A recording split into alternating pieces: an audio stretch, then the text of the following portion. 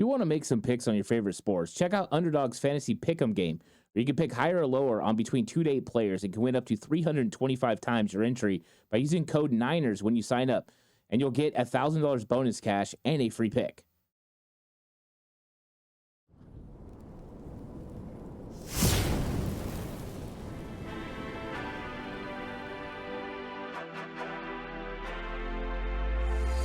From the alley-oops at Keysar to the glory days at the stick. From who's got it better than us to brick by brick. It's always the 49ers way, from off-season to game day. Yeah, we talk back. It's the 49ers cutback.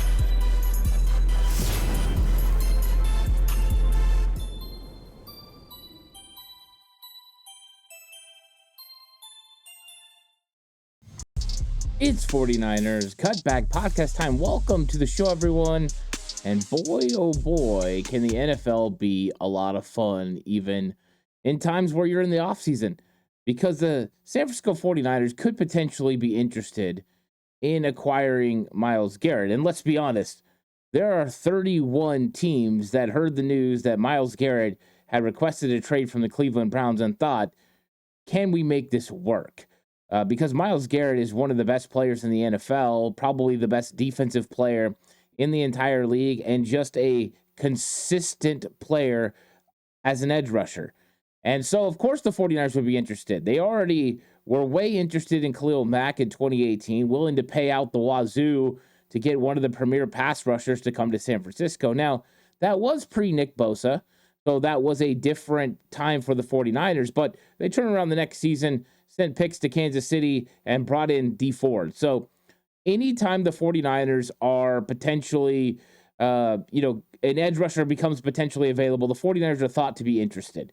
And I thought that Myles Garrett name, I had actually heard it over the weekend, that potentially he could be on the block. I did not believe it. And the Cleveland Browns are saying, hey, we're not trading our star player. We're not trading Myles Garrett, so don't even call. But when a player starts putting pressure on like this, thanking the city, talking about moving on, they put a real pressure on the organization to go ahead and move him. And Myles Garrett has been a really good professional in his time in Cleveland and a really good player for their football team. I understand why they wouldn't want to lose him. If a player like this came and said they wanted to trade and I was a general manager, I would say, nope, get comfortable. You're under contract. You're not going anywhere. But I still understand where Myles Garrett's coming from. He wants to win a championship, and that's what he talked about. He doesn't want to just go from playing in Cleveland to in Canton in his time there and go to the Hall of Fame. He wants to win a championship. That has been his goal since he was a kid. So it does put the 49ers in a unique position to potentially go after Myles Garrett. And that's what we're going to talk about in this. Does it even make sense? And like I always say, is the juice worth the squeeze? That's what the 49ers have to figure out. Is it worth trading multiple picks to pick up Myles Garrett? And will you get enough impact from him coming in that it will make it worth it? That's going to be one of the most interesting conversations to have. We're going to put this all out there. And by the end of the episode, we're going to make a decision whether the 49ers should pursue Myles Garrett. I also got a little bit of information, too, as some of the sports writers from around the San Francisco area have kind of hinted at the 49ers getting into a trade market for a star player. Maybe they weren't talking about Myles Garrett, but it definitely makes it interesting. Please like and subscribe to the channel if you haven't already. I really appreciate it. If you're listening audio platform, 49ers Cutback on Believe Network, please give it a 5-star rating. And if you're going to bet with Bet Online. The biggest betting weekend of the year is finally here, which means more updated odds and props for Super Sunday. Bet Online is the world's most trusted betting platform and your number one source for online betting. We have hundreds of prop bets, MVP odds, and exclusive in-game live betting. Bet Online is your ultimate game day companion. Whether you're a seasoned fan or a first-time bettor, Bet Online offers you everything and more to enhance your game day experience. Visit the website today to make the game day action count a little bit more.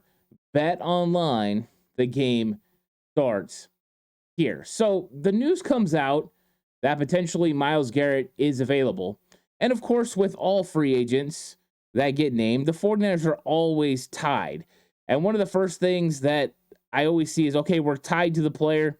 Does it make sense upon what he's asking for, what the draft consideration would be? Like, there's a lot of factors that you have to figure out. This isn't fantasy booking. This isn't, fantasy draft where you just go out and get as many guys you can and they fit and everything just works and you don't worry about salary cap. Salary cap's a real thing. Things have to make sense. You have to have the draft capital to be able to trade for them. So you have to look at each element. You also have to take a look at, is it worth trading off this draft capital and paying this money and this player coming in? Or would it be better if we save the money, draft a player, and then see what happens with that?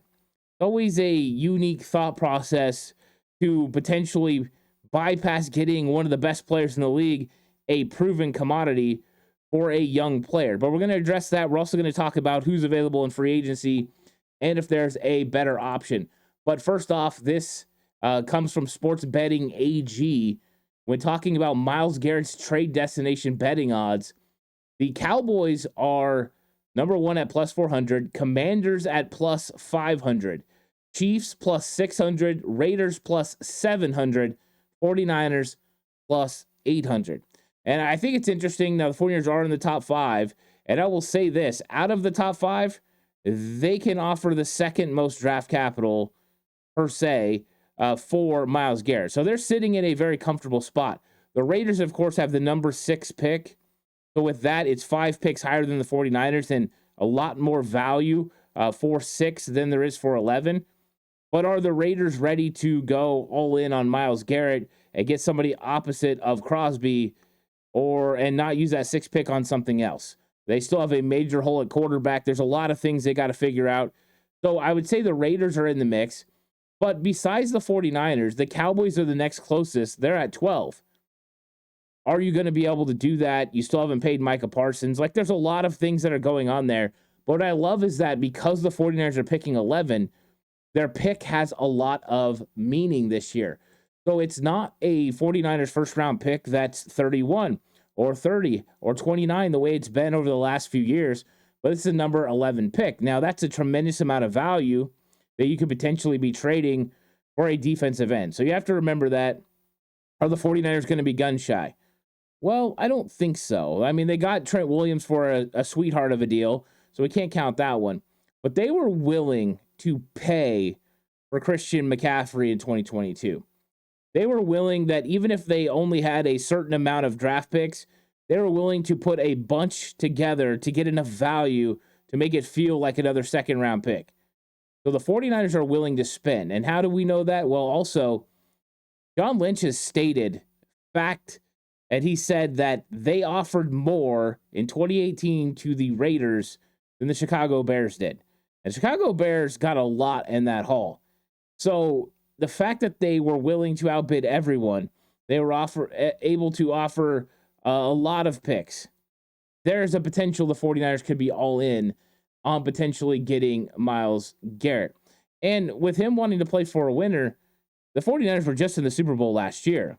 They've been to constant NFC championships. That's one of the good things about being right on the verge of winning a championship. If a player wants to win a Super Bowl, the 49ers got to be one of the teams that are at the forefront. And, of course, Kansas City always is, of course, because they've been winning. I'm sure the Philadelphia Eagles would. I don't think they would be in on the Myles Garrett trade. But those are the teams that are constantly there, the teams that are right there on the verge. And that's the thing with Myles Garrett is this dude is worth a lot. And why do I say that? Well, let's take a look at his stats real quick. So everyone knows that Myles Garrett is a phenomenal player. I mean, everyone knows this guy is basically defensive player of the year or in that conversation every single year. No matter how you think about it, you either think about him as the number 1 or number 2 defensive end in the entire league. So let's look at his overall grade according to PFF last season. It was a 92.3 overall grade. That is second best among all edge rushers that played in the NFL last year. He played 822 snaps, which is 14th best, primarily healthy, stays on the field, doesn't miss a lot of games. He missed a handful in his career. And then pressures, he had 83 pressures, which was number 1 amongst all edge rushers. You're talking about a guy that consistently puts pressure on the quarterback every single play.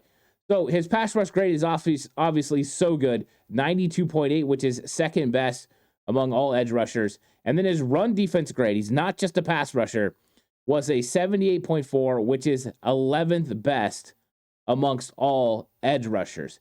He had 14 sacks, which was tied for third best amongst edge rushers. And he made 3 forced fumbles, third best. The guy is a playmaker. And you're not just getting a guy that, and I think everyone knows this, but who has had years where it's way up and then it's way down.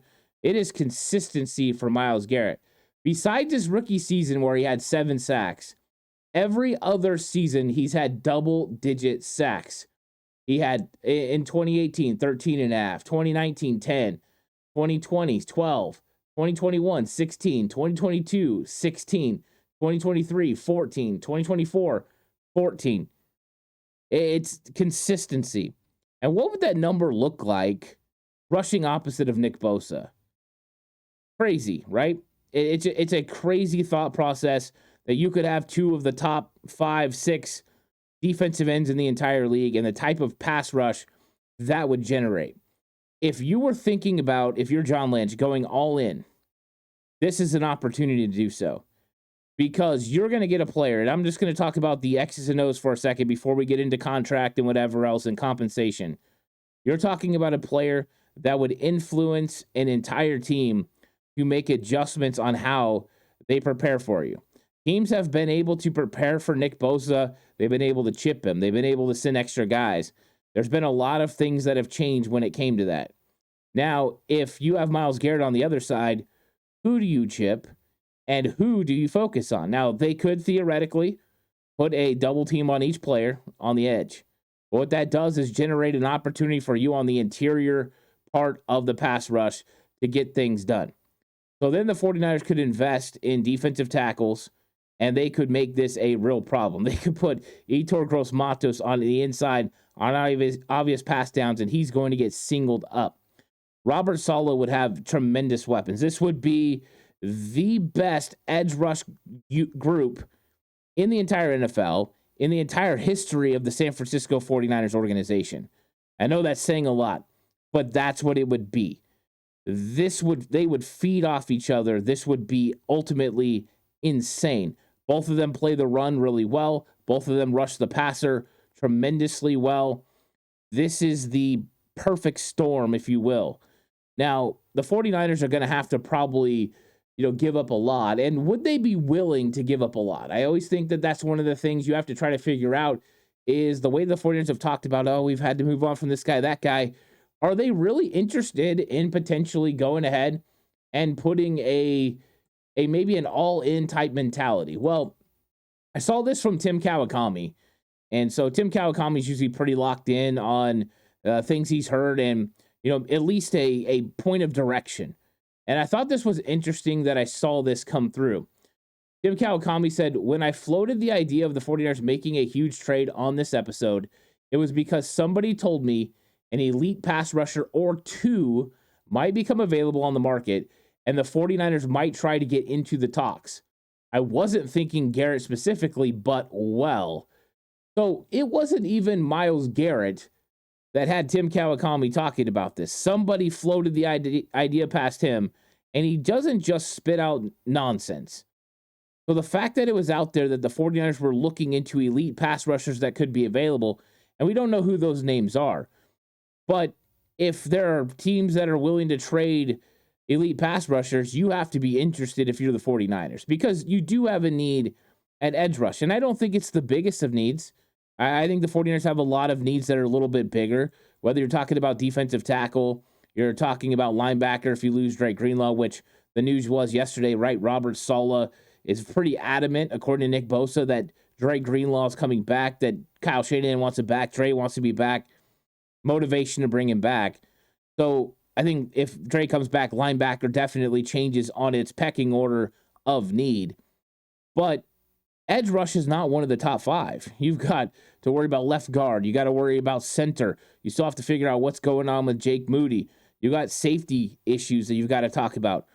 But if you want to talk about a player that could tip the scales in your direction and make it a little bit easier on everyone else, Myles Garrett's that guy. If you have Myles Garrett rushing next or opposite Nick Bosa, you don't have to cover as long. You don't have to worry about getting pushed as much out when it comes to defense. Third down efficiency gets better. There's a lot of things. He makes it easier for everyone. If you're double teaming Garrett and you're double teaming Bosa, well, then there's not even as many guys in the routes. So your linebackers don't have to be as good in coverage. They don't have to cover as many people in space. It slows things down for the secondary. It makes it easier for them so they can make plays. It just changes everything. And so for that reason, Kawakami saying that, and my belief that, yeah, they would be willing to trade a pretty big haul for Myles Garrett, I think they're in on this. I think they're at least going to have the conversations with the Cleveland Browns. Whether the Browns are willing to entertain it or not, I would think they pick up the call. If they're smart, they pick up the call from anyone that'll call in, because there's always a team that's willing to overpay potentially. But you got to make sure you're in the mix for this conversation for twofold. Number one, Myles Garrett makes you an elite defense overnight. And you could have been pretty good, but it's elite overnight with the addition of Myles Garrett to Fred Warner and Nick Bosa and Dre Greenlaw and the players that you would have on the defensive side of the ball. But also, you don't want him to end up in one of your rivals' locker rooms. And so that's one of the key things. The NFL at all costs must make sure, and I'm talking about the teams, not, what the NFL wants, but he can't end up in Kansas City. He can't take over, an edge rush spot and be rushing with Chris Jones next season. That can't be allowed to happen. So other teams got to make a real effort to keep him away. But what does his contract look like? Because if you're going to be giving up a lot of compensation, you've got to know that, yeah, I'm going to pay this guy, but I'm also going to be able to afford him because I've got a new contract coming for Brock Purdy, which we know is going to be pretty significant. I've got to sign George Kittle to an extension. I've probably got to rework the deal with Fred Warner. I got to sign Dre Greenlaw. I got to figure out safety, whether that's Talanoa Hufanga or someone else. I've got to make sure that I have the capable bodies. I got to sign probably Ben Bartch to play left guard. There's just decisions that you got to make. So you need to know what the contract hit is going to be. So I got this off of X. This is from David Lombardi talking about the remainder of Myles Garrett's contract. In 2025, Myles Garrett is set to make a $1.3 million base salary with a $5 million roster bonus. In 2026, $1.3 million base salary with a $5 million roster bonus. So his salary cap hits of $6.3 million for acquiring team. So this is one of the most interesting things. He would count against your cap for $6.3 million. When we were looking at potential free agents that were on the open market, one of the things we looked at is what the money was going to look like for a guy like Khalil Mack, who was kind of coming towards the end of his contract. Because the truth is, there's absolutely no one that you're going to find in the free agent market that moves the needle like Myles Garrett. Number one, he's probably the best defensive player off the edge that there is in the league. But even Khalil Mack, last year he had 17 sacks. Phenomenal. This year, step back at 6. He's a lot older. Myles Garrett's 29 years old. Khalil Mack, 34 years old. Big difference. So Khalil Mack, DeMarcus Lawrence, now he's a needle mover, but not like Myles Garrett. Cleveland Farrell, Derek Barnett, Azeez Ojulari, Mario Edwards, Joe Tryon, Joseph Osai, Carl Lawson. Like, are these needle movers? No, they're not. And so I think when it comes down to that, you look and you say $6.3 million cap hit for the team that trades for him. That is tremendously affordable. Now, there's always the obstacle of dealing with he might want a new contract. And that is something you definitely have to consider. He does have 2 more years remaining on his contract, not to mention so many void years that are going to cripple Cleveland. There is 1 year that he's owed $43 million. It's insane when you see it, but that's what the teams have been doing. You kick the can down the road, you keep signing them to new deals and just deferring that money till later. But if you move on from a player, if you trade a player, if you have to release a player, that's when you can become into financial crisis. And right now, the Cleveland Browns, they're in disarray. Of course, Deshaun Watson tore his Achilles again, so they have really no quarterback at the position. They are lacking when it comes to skill players. Their defense took a huge step back. This is not a good team right now. And Myles Garrett sees the writing on the wall with the financial distress that they have, that they need to probably reset. And he doesn't want to reset because he's played in the league for 8 years or going into year 8. And so this is an opportunity for him to get out. And he could potentially, I mean, the fact that the price tag that is being floated around by Spotrac for Khalil Mack is 6.8, and you could pay 6.3 when it comes to $1 million for Myles Garrett. It's affordable. You're going to pay close to that for your new draft pick, just to put it under consideration. So what would it take to give up? What would you have to give up to potentially get him? That's going to be one of the things that is going to also be a key, because everyone kind of has that feeling like we gave up so much to get Trey Lance. Now, it hasn't worked out when we've traded in the draft and given up a lot of draft capital, but it has worked when we've done it with players. Proven commodities, all-pro Trent Williams worked out swimmingly. All-pro player in Christian McCaffrey, that's worked out great too. So those types of trades have worked for the 49ers. Even guys who were kind of flying under the radar, a guy like Charles Omenihu, he came in, had a really good time with the 49ers as a trade. So 49ers are definitely good at that. Even D Ford was good for the 49ers in 2019, but that contract extension kind of hurt him a little bit. But he had a history of back issues. But that's what I want to talk about next is, what do you have to give up if you're going to trade for Myles Garrett? Because the juice has to be worth the squeeze. Financially, it looks like it. On the field, it makes a lot of sense. But what draft capital? But right before I get into that, I want to talk to you about Underdog Fantasy. Because this week, here comes the big game. There's going to be an opportunity for you to play Underdog Fantasy's higher-lower game, where you can get a bonus of $1,000 cash and a free pick by using the promo code Niners that's in the description section. Go download the app, put the promo code Niners, and you could get $1,000 of free cash and a bonus pick. And so these are the plays I'm playing this week. I'm playing 3 hires. I've got Travis Kelce over 0.5 total yards. So this is a automatic win. So you play this and you're going to automatically win as long as he makes 1 catch in this football game. Travis Kelce, that's 1 win. Then I got Kareem Hunt over 45.5 yards from scrimmage rushing. I think he can do that. So he'll have to get it going against the Eagles, but I think there's going to be a commitment from Andy Reid to get him the football in this game. And then I got Jalen Hurts over 1.5 rush or receiving touchdowns, because I fully expect the tush push to be employed at least 1 time, and for Jalen Hurts to get a touchdown in this Super Bowl game. I think he's going to have to use his legs against the Chiefs for them to be successful. So these are my 3 higher-lower that I'm playing on Underdog Fantasy. You can play the same ones. You can play your own. There's so many options available on Underdog Fantasy. Just use the promo code Niners so you can get up to $1,000 in free bonus cash and a free pick, and enjoy the big game with some extra fantasy time, which has been fun for me. So you would obviously be giving up the number 11 pick, and I'm sure we're going to hear, conversations about, we're not going to give up 11. The 49ers shouldn't give up 11 because there's just too much value there. But I think that's the initial selling point, is John Lynch can start with, we have 11. And I think off of that, you have to build. And I thought my first thought process was, you're going to have to give up 11 and whatever pick you have in the first round next year.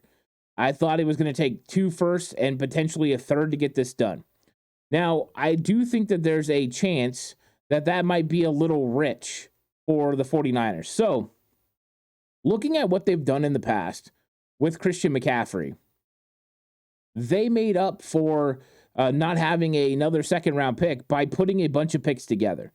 So the 49ers could go a first round in the 2025 NFL Draft, which will have tremendous value. There's going to be a lot of good players. Cleveland has 2. They could start changing their football team by taking either a quarterback or the edge rusher of their choosing at 2, or they can wait on the edge rusher until later or pick up an offensive tackle. There's a lot of really good players available at 11.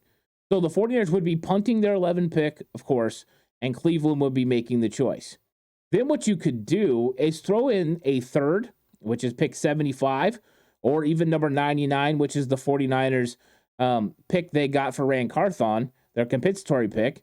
You throw that in there, so they get a 1 and a 3 this year, and then you go ahead and you give them a 2 and a 3 next year, and you make up that value by giving them extra picks. That is something I think the 49ers could initially start with. And if that's the case, then you go ahead and you make that deal. Because I think giving up one first-round pick and the rest being seconds or worse, I think you're feeling really confident about that. I think the 49ers would love to hold on to pick 43 this year. I think they would be willing to move on from 75 or 99. But getting another really good player at 43 would be good for the 49ers. Push that down the road a little bit as far as what Cleveland gets next season. So I think it's very interesting what it would take. Now, I don't know. Cleveland might say, hey, this is a generational, transformative player. We're not listening to anything that doesn't start with 2 first-round picks. And depending on how you feel about Myles Garrett, this is what really determines if you're willing to do it. Now, I can tell you this. From my perspective, I think the 49ers don't want to do that, but I think they ultimately would pull the trigger on it. Because I know from what I've watched with John Lynch and Kyle Shanahan that these dudes believe that they can win the Super Bowl. And if they think that next year they're going to be picking 32 because they won the Super Bowl and Myles Garrett was a big reason why, they will absolutely pull the trigger. If you're telling me we're giving up 11 and 32 over the next 2 years, those are the 2 first-round picks, which is basically a second-round pick, the Niners are doing that all day, twice on Sunday. They're not even worried about it. Tremendous value right there. Because the truth is, there's a lot of great edge rushers in this draft, and some of them might end up being some of the best that we've seen. A guy like Abdul Carter has been phenomenal. And who knows, he might be talked about the way we're talking about Myles Garrett right now, a potential defensive player of the year every year he steps on the field. But the 49ers don't have a top 5 pick to get Abdul Carter. They don't have a top 5 pick to get a transformative talent in Mason Graham. So why not get a proven commodity that's still under 30 years old, that you have under contract at a really cheap price over the next 2 years? And who knows? Maybe you tell Myles Garrett, look, we'll play out 1 year on this contract. Next year, we'll renegotiate. We'll figure this thing out. The other thing is the 49ers could just let this thing play out. The COVID part of the salary cap is going to end. They've had a restriction because of COVID, and earnings were so low that they've kept the cap a little bit lower than it normally would be so the teams could incur and make up for those costs they lost during that season. That's gone next year. No restrictor. This salary cap could balloon. So they could say, hey, you play under this contract this year. We're going to go try to win a Super Bowl. Next year, we're going to revisit this. He still would have a year under contract, but also you have a potential to be able to franchise tag him. And there are ways to get these guys to play under their current deals without them getting a new deal. Everyone remembers that Trent Williams, the 49ers worked out with him like, hey, we're going to make this so you can become a free agent at the end of the year, and we're going to not franchise you. We won't do that. We'll let you hit the open market if that's what you want. They ended up bringing him back anyways. So maybe they could tell Myles Garrett, in 2 years when you become a free agent, we won't hit the franchise tag. That'll be the agreement if you play under the current agreement that we have. So there are definitely ways to do that. Now, by doing that, you are missing out, right, on a player. And a lot of people have come to really like these edge rushers. Abdul Carter, Mykel Williams, Nick Scorton, James Pierce, Mike Green, right? Mike Green has been the conversation since the Senior Bowl. But are you going to pass on Myles Garrett for Mike Green? I don't think so. There's just nothing about that says that Mike Green's going to have the year or the career of Myles Garrett. And he's probably going to be a very good player. But this is proven. This is the commodity. $6.3 million. Affordable. Draft capital, it's going to be expensive, but you're getting a game changer. And that's what you need. And the only thing that 49er fans, I think, are going to struggle with is the idea that you're not addressing offensive line in the draft. But what if the 49ers got Myles Garrett in a trade and they signed Drew Dahlman at center? They bring back Ben Barch. There's your offensive line somewhat figured out. You can still draft guys in the draft. 49ers would presumably still have 43 and either 75 or 99, potentially. And you can still address it. You can still address safety in the draft. You still have a lot of picks. You're trading, if you trade 2 away, you still have 8 or 9. So to me, I think this is a move that I would 100% make.